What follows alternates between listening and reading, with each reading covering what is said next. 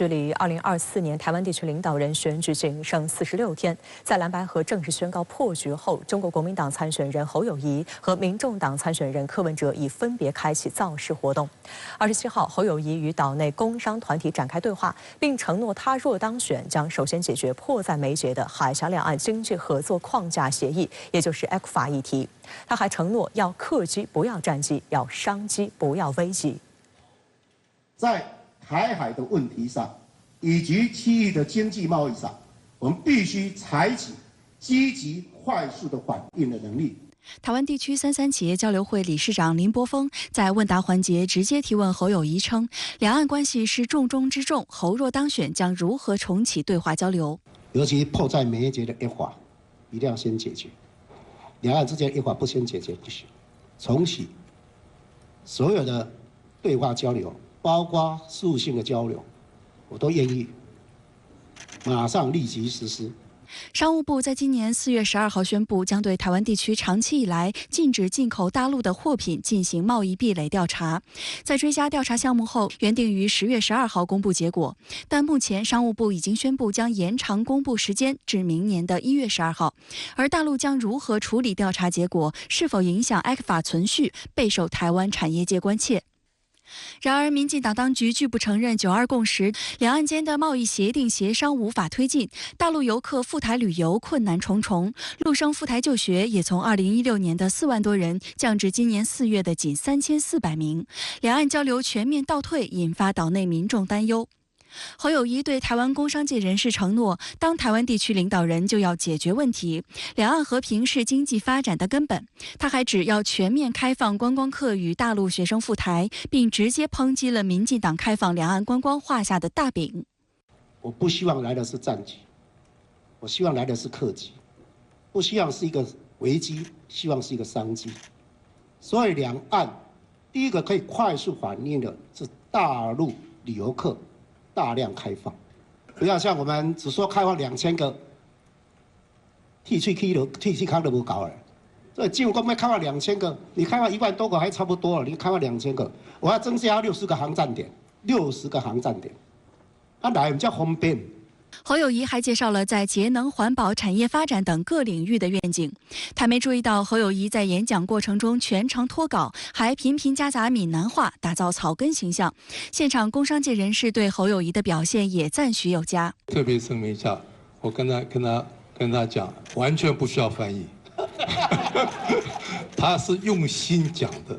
岛内9大工商团体邀请台湾地区领导人候选人发表经济对策，是每次领导人选举的立牌。侯友宜27号打头阵，另外2名参选人柯文哲、赖清德的对谈也会在本周内完成。岛内媒体戏称，这是工商界对于领导人候选人的面试。岛内的工商业界长期以来，他对于民进党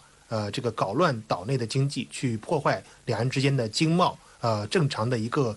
秩序，那么对于此是非常不满的。那么一方面是我们看到侯友宜在9·2共识在一个中国这个问题上有这样一个比较清晰的立场，那么能够在维系两岸经贸的一个正常的秩序上，那么与大陆去寻求建立一个非常好的一个基础。那么我们看侯友宜与工商业界所达成的这几方面的一个重要的意见的交流，那么实际上也是直接切入了岛内工商业界长期以来对于当前岛内经济和两岸经贸的一些痛点。侯友宜承诺开启两岸交流，遭到民进党阵营围攻。对此，侯友宜竞选办公室发言人陈柏翰28号回击称，造谣始祖民进党主席赖清德2008年称两岸直航会木马屠城，15年过去了，什么都没发生。赖清德又开始故技重施，依照赖清德与民进党的标准，请问赖清德要不要停止 ECFA， 要不要停止两岸直航，敢不敢删除台独党纲，请赖清德直球对决。与侯友宜搭档选举的岛内名嘴赵少康也对民进党抹黑抹红予以回击。开放观光客是讨好台湾，讨好台湾的观光业者。台湾现在观光业者已经快渴死了。岛内媒体曝光，民进党参选人赖清德身边的亲信丑闻频频，包括其嫡系台当局行政机构前发言人陈宗彦在台南市任职时因涉性招待丑闻下台等等。26号，侯友宜与赵少康还在被称为民进党大本营的台南市举行台南竞选总部成立大会，并直接喊话赖清德不要装聋作哑。赖清德，房间里有大象，你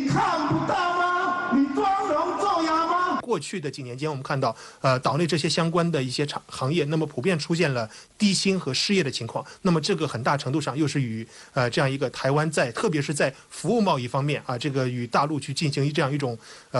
隔绝隔断所带来的这样一种不利的影响。台湾中时新闻网报道，当天国民党主席朱立伦、国民党籍立法机构前负责人王金平、嘉义市长黄敏惠、国民党籍前台南市议员及台南各区民代参选人接到现场。高雄前市长韩国瑜也通过视频表达支持，展现国民党大团结的气势。蓝白合破局后，台湾多家民调公司公布最新民调显示，无一例外，侯康配支持度大幅上升，其中多份数据直逼赖萧配，而柯银配则大幅下降。岛内舆论认为，蓝白分道扬镳之后，整个台湾社会进入一个很复杂的情绪。国民党的团结在预期之内，不分区及副手人选确实让国民党出现难得的团结景象。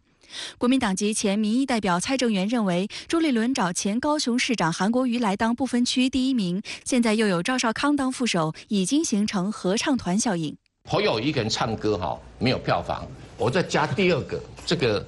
韩国瑜唱歌